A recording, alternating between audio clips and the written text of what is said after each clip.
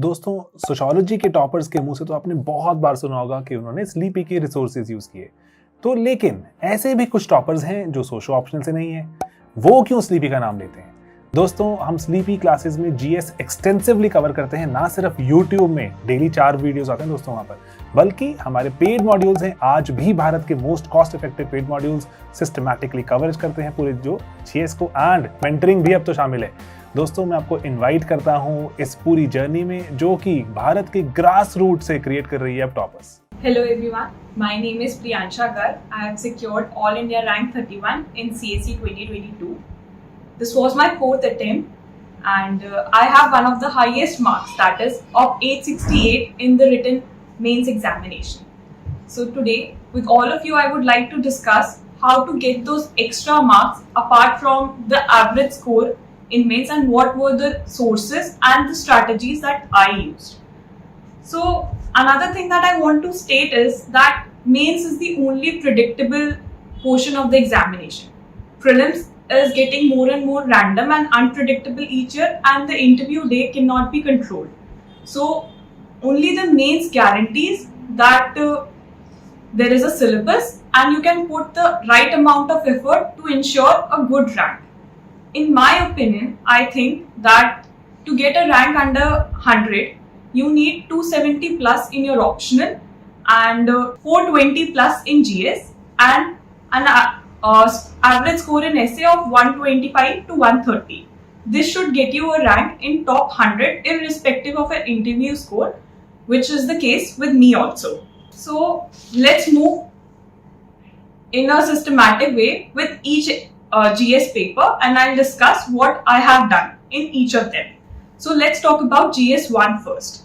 So in GS1, we need to divide the syllabus in different portions. There is culture, modern history, post-independence, world history, society, and the geography portion. For culture, I think prelims gives us a very good understanding and a sufficient knowledge base.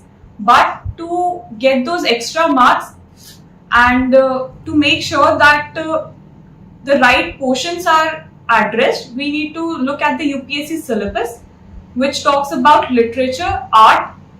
So these portions should be done more comprehensively. For example, temple architecture, the structures that were prevalent in the ancient India are continuously asked.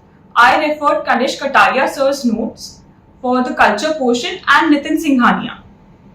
Then for modern India, I think nothing apart from spectrum is necessary. Spectrum, as most of us have already done in prelims, the major value addition that you can do is make certain flowcharts and diagrams. So for example, if there is a question with respect to moderates and extremates, you can make a quick timeline of when the INC was established, the portion when the moderates dominated, then when the extremates dominated, and 2 pointers below that timeline of the differences. So that gives you a certain edge to the question. Otherwise, modern India is sufficiently covered during prelims. Then one aspect is post-independence, which we generally do not address as importantly as it should be. And there are no defined source for post-independence. So for post-independence India, you can reach out to previous year UPSC questions. So when you look at the previous year UPSC questions, you will see recurring themes. For example, reorganization of states, then the language issue that is continuously asked in UPSC. Make sure you practice those questions, and wherever there are gaps, you can fill it by Googling or referring any static notes. Then for world history, I did not do much because the UPSC has not been asking world history extensively since the past 2-3 years. So any toppers notes or any static notes, just a precursory knowledge will suffice in this area. For society is I think it's a major chunk of paper 1. It comes for 75 to 80 marks every year, and it's a low hanging fruit. You can refer Kanish Kataria sir's notes, which I used, and Gaurav Sharma sir's notes, which were important for a basic understanding. Kataria sir's notes are extremely well written, well tabulated, and the terminology can be directly applied in exam. His notes can be used for references also. I prepared my own notes from his notes. So again, in society, I would say that have a lot of examples of the recent times and new examples. For example, I'll say that if they ask about caste or communalism, have both examples, a positive and a negative example. This will create a balance. Then the most important aspect of paper 1, which we all miss, and I missed in my first attempt as well, is the geography portion. So the geography portion comprises of 3 major aspects. The world physical geography. This can be done from NCERT. From here, I think everyone should prepare each and every diagram that is given in the NCERT books. For example, there was a question on ocean currents this year. Then consecutively, they ask about the pressure belts, and these diagrams help you not just to tell the examiner that you know the topic, but also get that extra half or 1 mark which we all thrive for in each question. Then the mineral resource distribution. This is a very important topic in GS1. They have asked questions regarding various industries. This year, fishery industry was asked, rubber industry was asked, and a couple of years back they asked why wheat industry is prevalent in certain areas. So this portion should be done very properly, and I followed Rishikesh Reddy sir's notes for this area. You can copy his maps and create even shorter notes. His are much more comprehensive, but that can be a single point source. Then there is the last topic, which is the geographic phenomena topic, which has certain phenomena like tsunamis, cyclones. So don't mix this with GS3 disaster management. These are 2 different topics. Disaster management, though they sound very similar, but disaster management needs to be addressed in completely different terms than the geographic aspect they ask in paper 1. So when you're addressing a question on tsunamis in the paper 1, it should include why tsunamis occur, what is the geography behind it, and then its impact on the flora and fauna as the UPSC states. So again, for these portions, I think you can practice the previous year questions. This gives you a certain edge about what UPSC asks and how to approach that answer. Moving on to GS2 now. Again, for GS2, we have a tendency of restricting ourselves to Lakshmikant for polity, but again, I'll state that Lakshmikant does not completely address the needs of polity portion in GS2. There are portions, for example, RPA, which is a favorite topic of UPSC and is being constantly asked, and it's not given adequately in Lakshmikant. So you need to prepare your own notes, and how to prepare those notes is based on previous year questions. So whatever UPSC has been asking, for example, they generally ask what are the disqualification provisions under the RPA Act. So you should prepare that in well in advance. Then there is another topic, comparison between different constitutions with the Indian Constitution. So please prepare some major constitutional comparisons with India. For example, you should prepare USA, Britain, then France has become another favorite. Then I think China should also be done. What is the difference between the polity of China and India? So some major nations that are always in use should be prepared here. You can use any static notes of any coaching. I use Vision IAS material for this. Then again in the polity portion, I would suggest that prepare your notes with respect to the previous year question that UPSC has been asking. For example, federalism is a favorite topic of UPSC.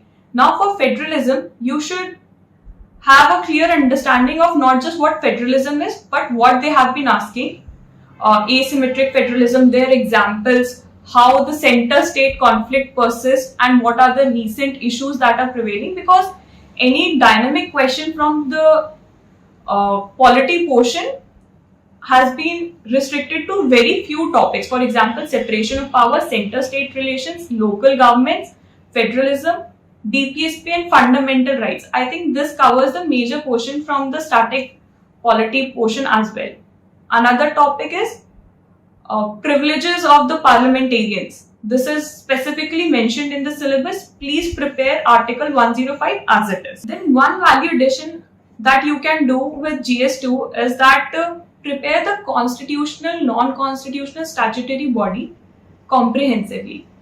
For example, they have asked the Vice President, the President, the Comptroller and Auditor General of India. They asked about CIC, NGT. So prepare not just from Lakshmikant or a coaching institute, prepare from the newspapers these topics. What I used to do is, I used to type on Google search that, for example, I'm preparing for NHRC. I'll type NHRC, the Hindu or the Indian Express, and couple of articles would pop up.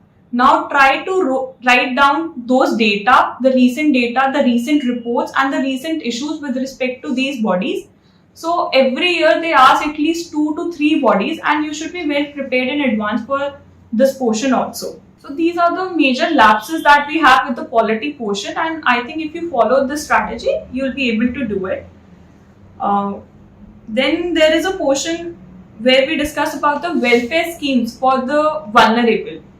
Again, if you see the past year's UPSC question, you can identify the vulnerable sections that the Commission is asking. So women, person with disability, children, senior citizens, manual scavengers are their favorite topics, and their schemes, what are the schemes that are ongoing for these sections should be prepared, and what are the issues, what can be done. Then again we have a portion on government policies and different organizations, for example NGOs, SHGs and charities.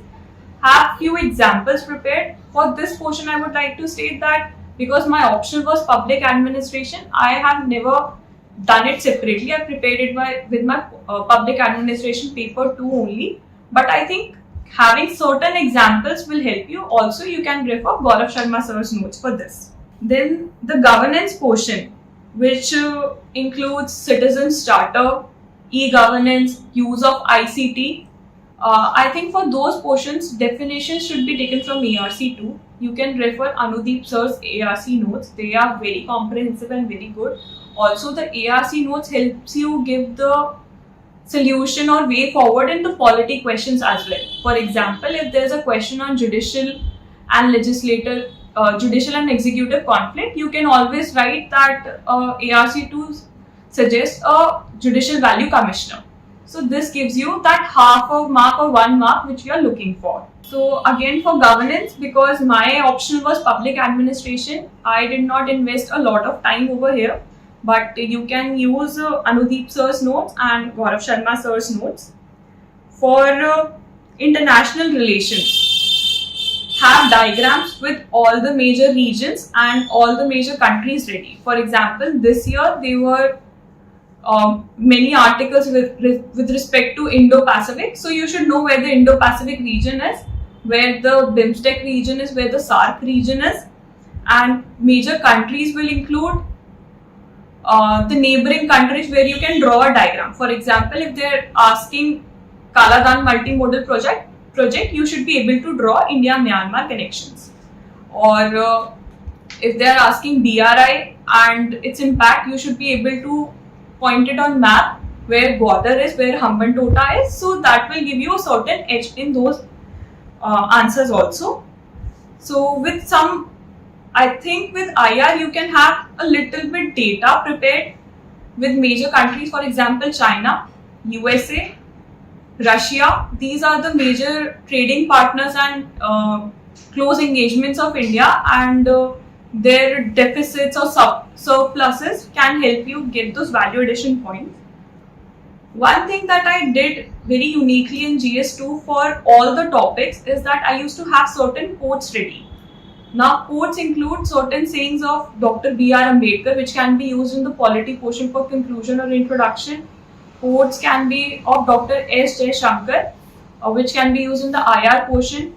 Quotes can be of Shashi Tharoor or the current Prime Minister or the President, whatever they are saying. A very common, a very relevant quote. Certain Chief Justice has said certain things in the past about a vulnerable section, about a case that is in news. So you can always write that down as an introduction and conclusion, and I think that gives you a decent amount of edge. So moving on to GS3 now. I think we need to understand with GS3 one very basic thing is it's not the economics paper. It contains multiple sections. I can divide it in basically 5 sections, each of 50 marks. So first is economics, second is agriculture, third is science tech, fourth is environment and disaster management, and fifth is internal security. Now what happens is we spend most of our time preparing for economics and agriculture and we miss on the low hanging fruit, which is disaster management and internal security. So while preparing for GS3, keep that in mind that all the portions carry similar amount of weightage and your preparation should not be skewed.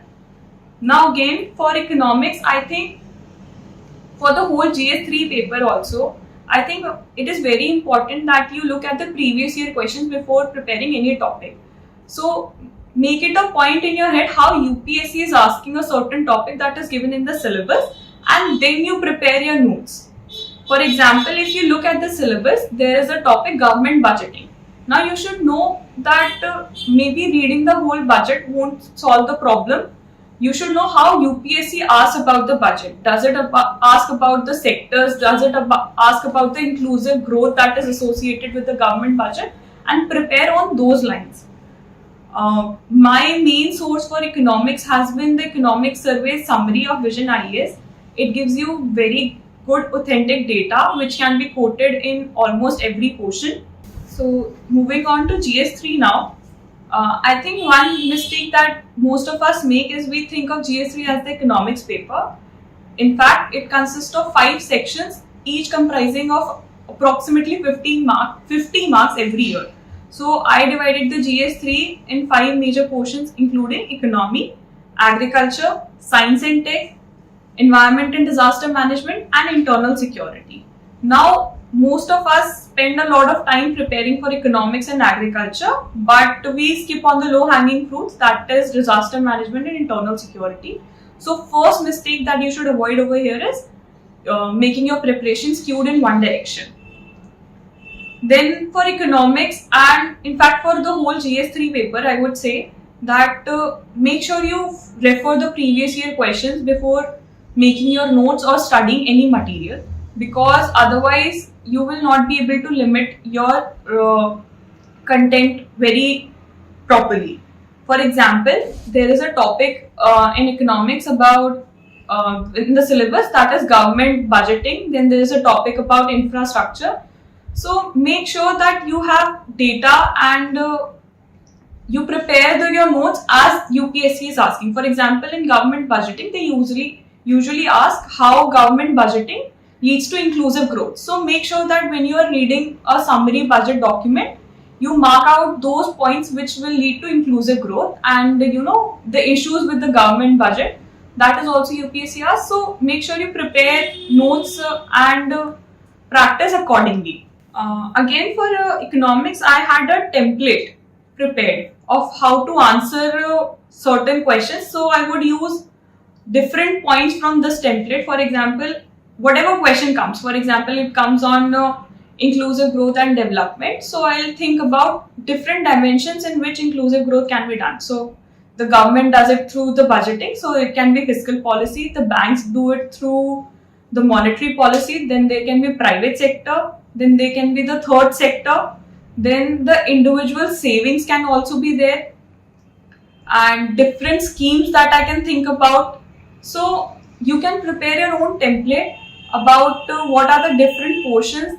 For example, how banks do inclusive growth. So for banking sector, they can be priority sector lending. So have these multi-dimensional points in prepare beforehand. Moving on to the agriculture portion, I think for agriculture they only ask mostly, not I won't generalize the statement, they mostly ask the terms that are mentioned in the syllabus. So prepare your definition for each and every term, then have a data. This data can be taken from the economic survey document. My sole source of all the data that I have used in the examination was the previous year and the past year's economic survey document, I used to refer to the Vision IAS summary. It is about 70 or 80 pages, very easy to read, and it is the most authentic data that you can quote. So have your data ready. Think about the issues and solution on each topic beforehand. For example, if there was a question on PDS and it's a term in the syllabus. Now you can't miss on such low hanging fruits in the exam. So get the issues of PDS prepared 5 points on what are the issues, 5 points about what the government has been doing. For example, One Nation, One Ration, then there is the Shanta Kumar committee. So 5 certain points and 5 points which you would like to see in the future or solutions that the government keeps on proposing. So for agriculture, you can do this portion and I think you'll be good to go. For Science Tech, I think this is the most unpredictable portion of GS3 because they can ask anything under the sun in Science and Tech. But still, to prepare, I think you should prepare just one A4 sheet on each term in the syllabus. For example, robotics is a term in the syllabus, nanotechnology is a term in the syllabus. You have a definition ready for each of them, you have a data ready for each of them, then the recent examples. This can be taken from any value addition material that comes during the mains preparation, and the issues of each of these technology and the solution that these technologies provide. So with this, I think just one A4 sheet, both sides on each topic will give you sufficient content for Science Tech. Don't try to waste your time about reading everything. For example, they have asked the blue LED question in the past. They asked cellulose this year. No one was prepared for those questions, and I think one should not run after these questions. Then for environment, again, I would say try to stick to the previous year themes that they have been asking. For example, 2 favorite themes of UPSC. I think 3 favorite themes of UPSC are pollution, climate change, and the EIA, which is mentioned in the syllabus. So prepare them beforehand. Others you can answer with your prelims knowledge or a general understanding also. For disaster management, you can read any coaching notes for the static portion. Again, have one point of data ready for each disaster. Just one. For example, the landslides in India. What is the rate of landslides in India? What is the fatality due to floods in India? How much cyclones occur in India vis-a-vis the Southeast Asian region or the South Asian region.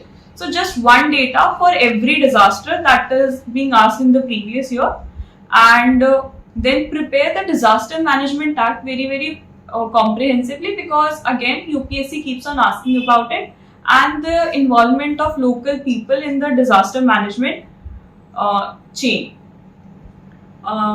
Then the last portion is internal security. For this, I use Wajiram Yellow Book to prepare my own notes. Again, please prepare your notes only after referring to the previous year questions, so you have a basic understanding of what to read in such bulk documents. For example, for money laundering, you don't need to have every bit of information, just what is money laundering, what are the acts and provisions that India has to address such issues. If there is a recent amendment in the PMLA Act, then you can read it more comprehensively. Or diagram, there is a very famous diagram for money laundering that can be prepared, and that will suffice. So whenever you're preparing your notes, please keep in mind that no amount of only you have to write just 3 pages in at most on any topic. So a A4 sheet amount of data and notes on each topic will suffice your purpose, and try to make it only that much. Otherwise, you'll keep on expanding and it will leave you scattered all over your preparation. Then for coming to GS4, I think GS4 cannot be done with just the conventional book or just one classroom material that each one of us is referring. I think after referring to a static material as per the syllabus where you have read about the different topics, you need to do a lot of value addition to gain decent marks in GS4. So I'll take the section A and section B separately. For section A, I think to prepare each and every term in the syllabus, you should have a definition, you should have a quote, and you should have examples, 4 to 5 new examples on each term. For example, there is a topic of public life and private life. So prepare a quote, should public life impact one's private life or vice versa? What some famous person do while they try to segregate their public and private life. Same goes for the conventional values like integrity, objectivity. You can have a definition, you can have examples. And when you prepare these examples, these can be used in multiple places, even if not directly. Then examples again should be both positive and negative. So for integrity, you can have an example where someone upheld their integrity despite all the challenges, and a negative example where they were not able to hold their integrity. Then for quotation based questions, please have a template ready, because otherwise there is generally paucity of time while writing the ethics paper. So my standard was giving an intro. Intro can be about the meaning or a similar quote which I've prepared. Then giving examples from different walks of life. So this can be social, economic, climate, technological, private, environmental, any type of examples, 4 or 5. Then you can also have a different template for different quotes. For example, you can address the keywords. If it's a very big quote, you can address just the keywords from the quote, and that will also make a structured answer. Or you can address the quote in the past, present or future context, and then conclude very simply, either by framing the quote in a different way or with the quotation if you have, or some values that the UPSC is looking for in that quotation.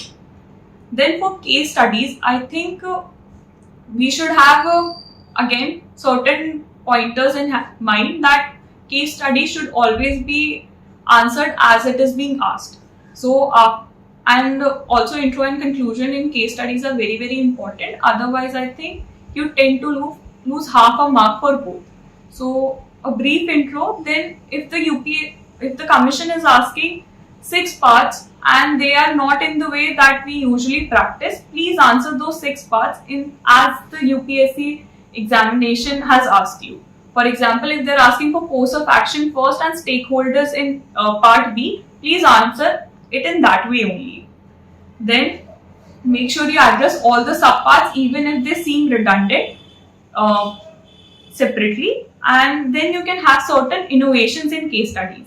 For example, what I used to do is, for this year we had a lot of similar case studies. I think 3 case studies were very similar, and there was a major issue of how to make them different from each other.